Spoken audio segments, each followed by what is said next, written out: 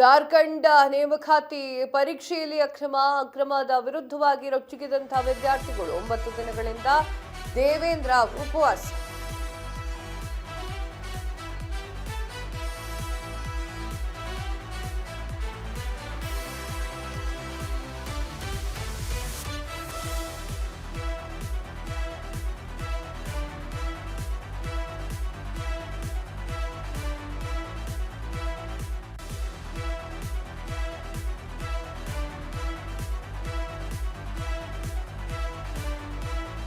ಜಾರ್ಖಂಡ್ ನೇಮಕಾತಿ ಪರೀಕ್ಷೆಯಲ್ಲಿ ಅಕ್ರಮಗಳ ವಿರುದ್ಧ ರೊಚ್ಚಿಗೆದ್ದಂತಹ ವಿದ್ಯಾರ್ಥಿಗಳು 9 ದಿನಗಳಿಂದ ದೇವೇಂದ್ರ ಉಪವಾಸ ಸತ್ಯಾಗ್ರಹ.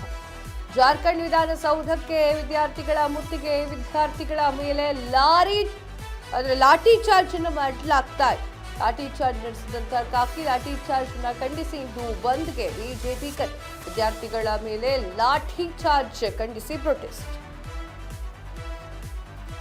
ಜಾರ್ಖಂಡ್ನಲ್ಲಿ ನೇಮಕಾತಿ ಪರೀಕ್ಷೆಯಲ್ಲಿ ಅಕ್ರಮವನ್ನು ಖಂಡಿಸಿ ವಿಧಾನಸಭೆಗೆ ಪ್ರತಿಭಟನಾ ರ್ಯಾಲಿ ನಡೆಸ್ತಾ ಇದ್ದಂತಹ ಉದ್ಯೋಗಾಕಾಂಕ್ಷಿಗಳ ಮೇಲೆ ಪೊಲೀಸರು ಸೋಮವಾರ ಮಾಡಿದಂತಹ ಲಾಠಿ ಚಾರ್ಜ್ ಹಾಗೆ ಅಶ್ರವಾಯು ಹಂಗೇನೆ ಜಲಪಿರಂಗಿ ವಿಚಾರಕ್ಕೆ ಸಂಬಂಧಪಟ್ಟಂತೆ ಜಾರ್ಖಂಡ್ನಲ್ಲಿ ಅದಕ್ಕೆ ವಿರೋಧ ವ್ಯಕ್ತವಾಗ್ತಾ ಇದೆ. ಯಾವ ಕಾರಣಕ್ಕೆ ಲಾಠಿ ಚಾರ್ಜ್ ಮಾಡಿದ್ರೆ ಅಂತ ಹೇಳಿ ಜಾರ್ಖಂಡ್ನ ವಿಧಾನಸಭೆಯಲ್ಲಿ ಅಧಿವೇಶನ ನಡೀತಾ ಇದ್ದಂಥದ್ದು. ಆಗ ಪ್ರತಿಭಟನಾಕಾರರು ಜಗನ್ನಾಥಪುರಿ ಸಮೀಪ ಕೊನೆಯ ಬ್ಯಾರಿಗೇಟ್ ಅನ್ನು ದಾಟಿ ನುಗ್ಗಿದಾಗ ಪೊಲೀಸ್ ಲಾಠಿ ಪ್ರಯೋಗವನ್ನ ಮಾಡ್ತಾರೆ. ಲಾಠಿ ಪ್ರಯೋಗವನ್ನ ಖಂಡಿಸಿ ಸಾಕಷ್ಟು ಜನ ಹೋರಾಟ ಮಾಡ್ತಾರೆ.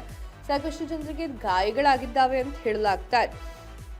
JSSC ಮತ್ತು CGL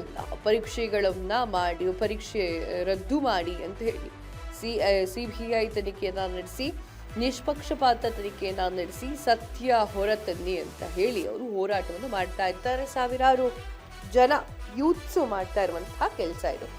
ಮುಖ್ಯಮಂತ್ರಿ ಹೇಮಂತ್ ಸೊರೇನ್ ಅವರು 51ನೇ ಜನ್ಮದಿನದಂದು ಈ ಒಂದು ಪ್ರತಿಭಟನಾ ರ್ಯಾಲಿ ನಡೆಯಲಿದೆ.